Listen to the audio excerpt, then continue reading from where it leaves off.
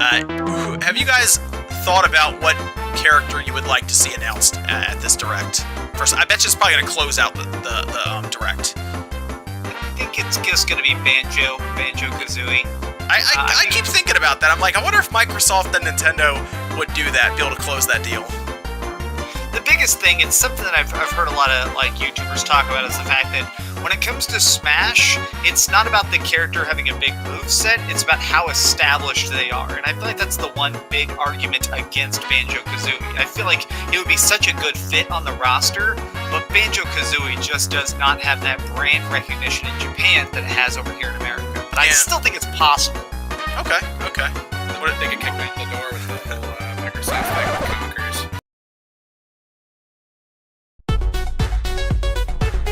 I'll ask a simple question. What does Nintendo have to gain by putting Banjo and Kazooie in Super Smash Bros. Ultimate? I'd like to know the answer to that.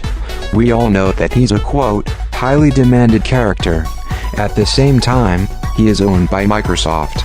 And I know Phil Spencer. I know what he said. And that's the #1 giveaway of why Banjo won't be a character. His acknowledgement is all you need to know whether or not he will be in the game. It's sad to hear that YouTubers like these guys think that just because Phil Spencer is open to the idea means that Nintendo would be too.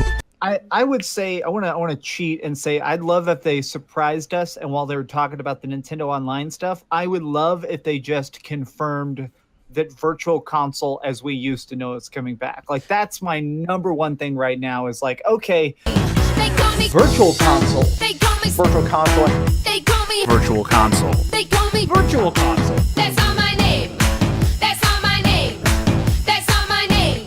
I guess that means that the Adult Swim developers can just simply publicly state that you're free to use the cue ball, Nintendo. And boom, the cue ball is in Smash Brothers. No, boys, that's not how it works. Nintendo is free to reject such characters.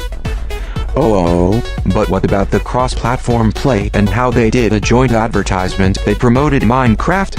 Why did I make such an ad? Well, firstly, cross-platform play benefits both Nintendo and Microsoft. By allowing cross-platform play, both systems can enjoy a larger pool of online players. That is a good move for Nintendo.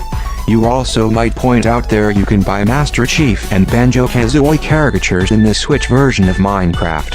Well, Microsoft owns all IPs on that front, so they have the power to reveal and limit how much the Switch version gets. So in that respect, that is also a good move for Nintendo. So what makes Banjo and Kazooie in Super Smash Bros. A good move too? It's good for Microsoft. Why do you think that Microsoft wants it? It leaps and bounds helps them more than it helps Nintendo. It helps Microsoft because they get their IP exposed to millions of Switch players. And if that happened, they would use that to their advantage and make Banjo-Kazooie 3.